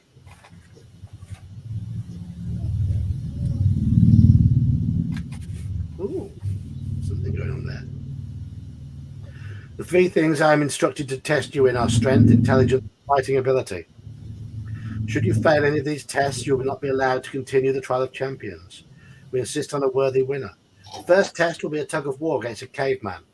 The door behind the trial master opens, and a huge man with long hair, dressed in ragged furs, strides into the room. The trial master taps the floor in front of him with his pole, and the floor drops away to reveal a dark pit. He then orders the caveman to fetch a thick rope from the cupboard. He gives you the end of the rope and tells you to take the strain with the rope pulled taut over the pit. He counts to 3 and then shouts, "Heave." The caveman's strength is incredible, and you grit your teeth and pull as hard as you can. The caveman has skill 7. Resolve the tug of war as you would in a normal combat. But do not reduce stamina. It's just the first of 4 rounds. Okay. 1, 2, 3, 4. First round, we win. Second round, we win. Third round, 3-10, he wins. 6, 7, we still win because we've got 4 advantage. Yeah, we beat him. First to win 4 attack rounds, down to 3-5-2. He's not that strong, no.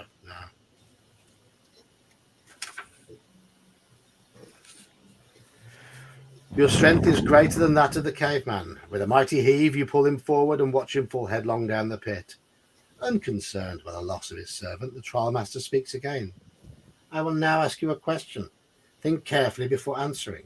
He pointed to the wooden chest in the middle of the room and said, inside this chest there are 6 more chests, and in each of these,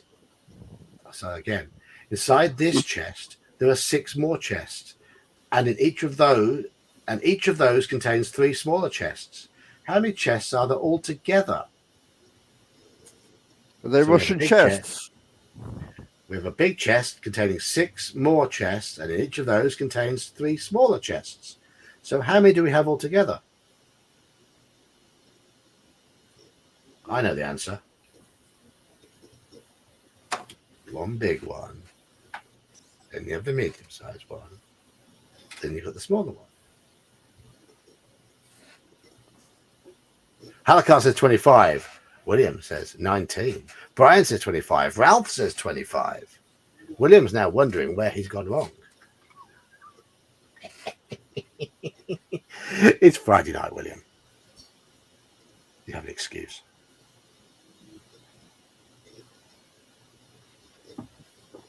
Anybody else wish to answer?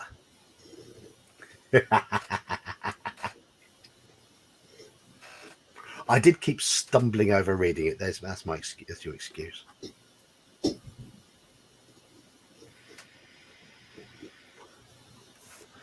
Do we go with chats 25, Joker? Yeah. Daniel, sounds like Daniel's busy.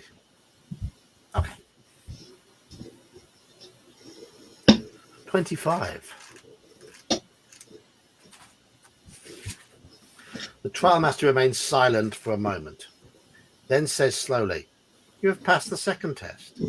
Now comes the final part. Combat with me. We will fight with bamboo poles. Not to the death, but as a simulation of a sword fight. Any strike to the head or chest will be considered a death blow. For your information, my blindness is no handicap, as my ears will tell me where you are. Now fetch your pole from the cupboard, for I am ready. As you take the pole, the trial master stands up, and the wooden blocks fall to the ground. Treading silently on bare feet, he moves towards you, his head turned to one side to aid his hearing. Do we lunge at him with our pole to try and catch him off balance? Or do we ready ourselves to counter a blow? Do we try and catch him off balance? Or do we counter? Yeah. So we have a counter from Dan. Joker? Steady. Steady. Okay, you're going for counter. 2 more votes for counter.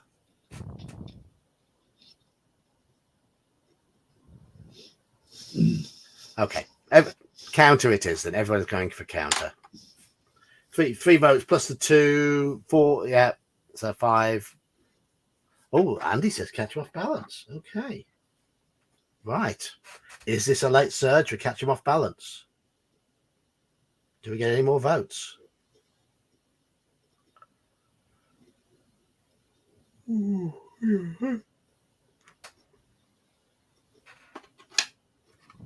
I am starting to flag, I'm afraid, chaps. I have work in the morning as well. I've got to be up half hour earlier than usual. So when we finish with the trial master, that's when I'll call it a night.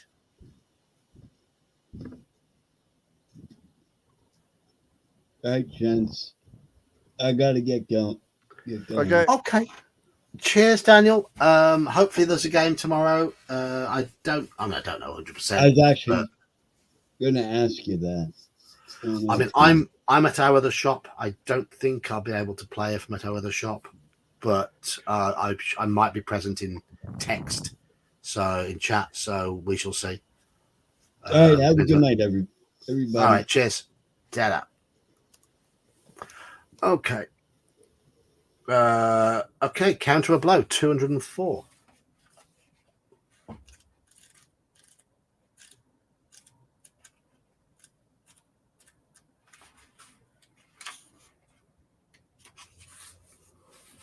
The agile old man strides nimbly towards you with a bamboo pole held to one side. You cannot tell whether he's going to bring the pole down over his head or strike at your head or sideswipe you in the ribs. Do we anticipate a strike to the head or do we defend our ribs? Head or Ribs. ribs? Ribs. Ribs. Barbecue ribs. There will be if we don't avoid them.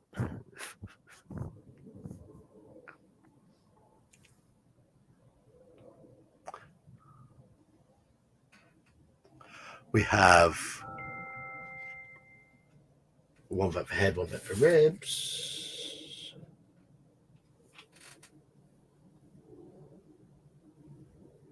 We do have lots of ribs, don't we? We do. Yeah, we do. There's some logic in that.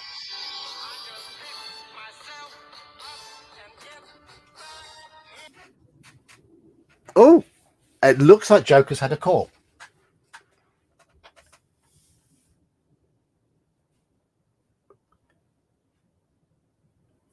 Your group meets tomorrow for the Halloween session. They'll get to meet Slan, the Aged, and Tetchy.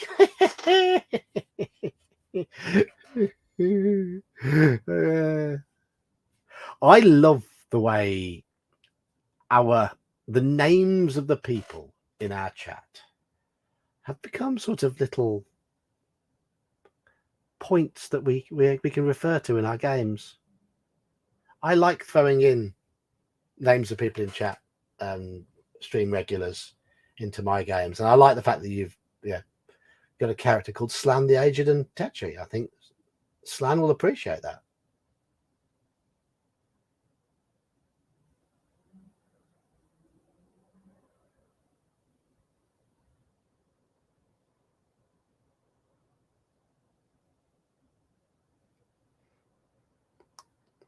"300-year-old dwarven constable."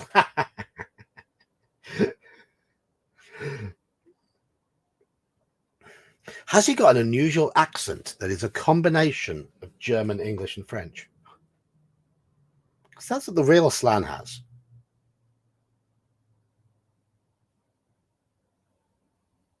He remembers similar events happening every 100 years since he was a boy. Cool. Right, I need some more votes. Ribs or head? Ribs or head? Ah oui, Alaka, you cannot do the accent. Oh, that is a pity. I can do the ridiculous French accent, like a John Cleese in Monty Python.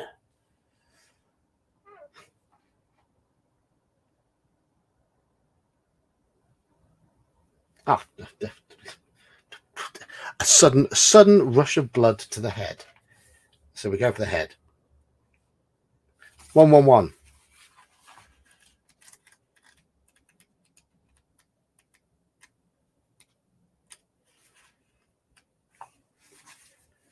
The trial master suddenly sweeps the pole around the side arc. You are forced to change your defensive stance very quickly. Roll 2 dice. Equal to or less than skill. We're fine. 51. We're fine.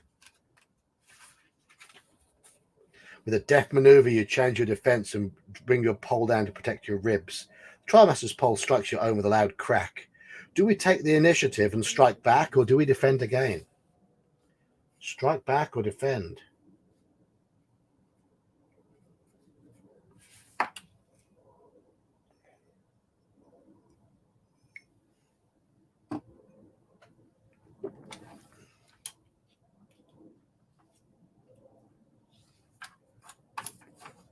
Strike back. Strike back. Smash him.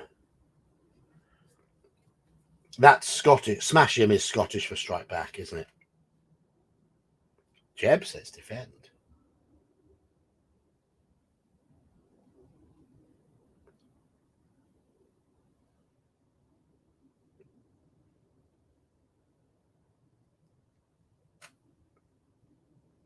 Well, 4 votes is already in it. We're down to 7 people in chat. People have gone and left us.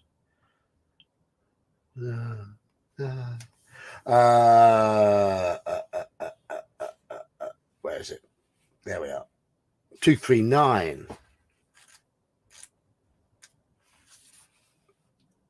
You thrust your right arm forward in an attempt to strike the trial master's neck.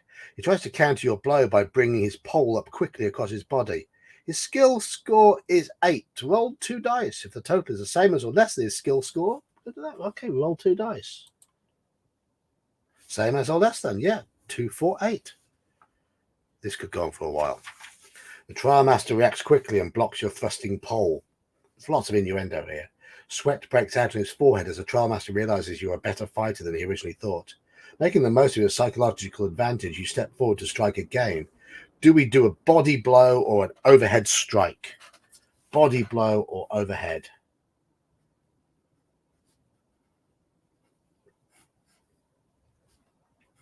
Body blow or overhead, chat?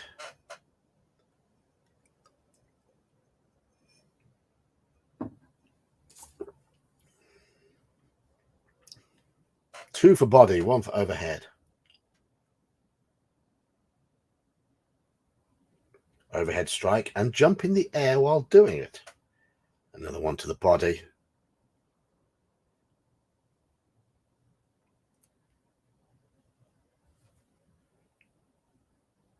Another 1 to the body.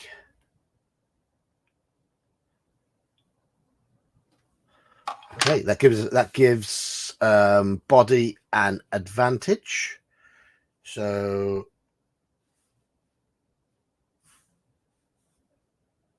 $320.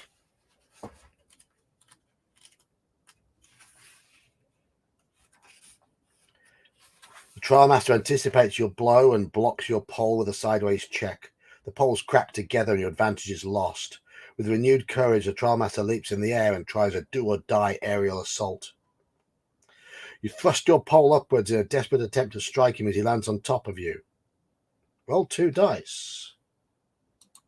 Kick him in the nads. Yep, same as a lesser skill score. Turn to 140.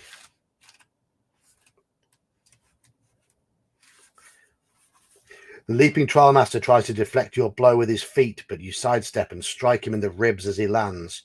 You let out a victory cry. Delighted with your triumph against the odds in ritual combat, turn to 362. Boot them in the nuts indeed. Okay, we're at 362. And that is where we finish this week. 362. Spare ribs for dinner indeed. I won't read 362. We will start with that next time. I'll just put our character sheet in the book, because I need to go to bed, because what are all those chests? We'll find out. But we'll start at 362 next time. But yeah, I'm going to be up half hour earlier in the morning, so I've got to end this stream on time tonight. So thank you to Joker and Dan, both no longer connected, for helping me out. And thank you everybody in chat. We've made good progress. I'm sorry I fluffed it at one point. That's the way it is. Good night all. Have a great weekend. Hopefully we will get some loot. We will find out. But I'm going to depart now. Check out everybody's channel. Just do the usual, like, subscribe, go and see Mage's videos and everybody else's videos who's got channels, who's been in tonight. I can't remember who else, to be honest. But watch them all, enjoy them, and I'll see you all. I won't see you tomorrow. Probably won't see anybody tomorrow.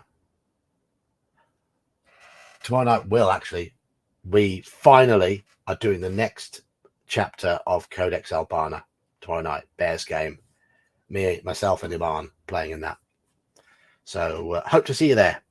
Good night.